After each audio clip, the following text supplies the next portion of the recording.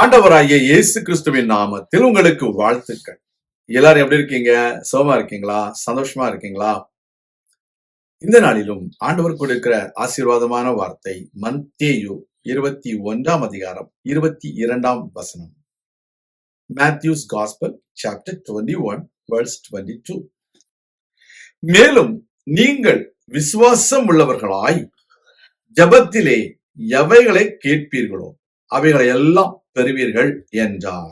ஆண்டவராய் இயேசு கிறிஸ்து சொன்ன அநேக நல்ல காரியங்கள் உண்டு. ஜெபத்தை குறித்து இந்த இடத்திலே அருமையாக ஆண்டவர் சொல்லி இருக்கிறார். நீங்கள் விசுவாசம் உள்ளவர்களாகி உங்கள் ஜெபத்துல எவைகளை கேட்பீர்களோ அவைகளை எல்லாம் பெறுவீர்கள் என்று சொல்கிறார். Our Lord Jesus Christ exhorts us to ask everything in our prayers by believing that the Lord will give us, so that He will give everything whatever you ask in your prayer. It is very important for us to believe in Jesus Christ that He would give us. That is what He expects from us. There are times people have doubts, people have questions, people have unbelief.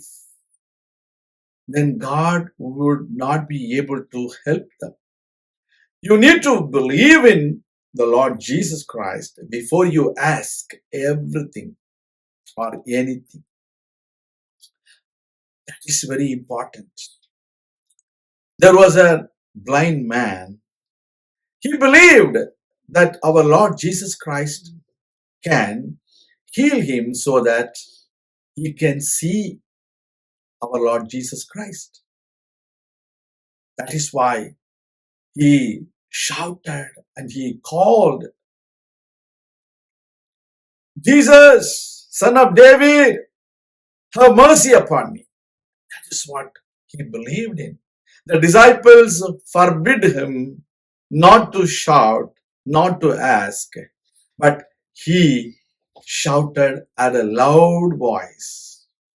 Our Lord Jesus Christ saw his faith and he stopped and he performed a miracle so that he could see.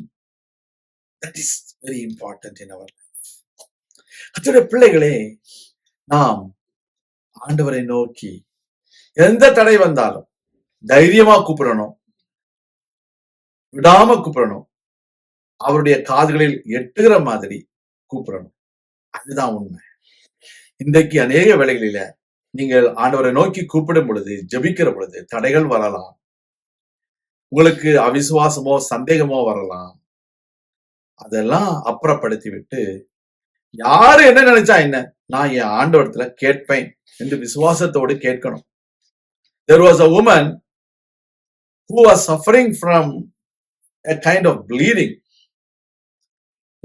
She believed in the power of our Lord Jesus Christ and she touched our Lord Jesus Christ so that she was healed. இன்றைக்கு உங்க வாழ்க்கையில விசுவாசத்தோடு அவரை தொடுங்க, சுகத்தை பெற்றுக்கொள்ள போறீங்க. அற்புதம் நடக்க போகிறது. ஜெபங்களுக்கு பதில் உண்டு.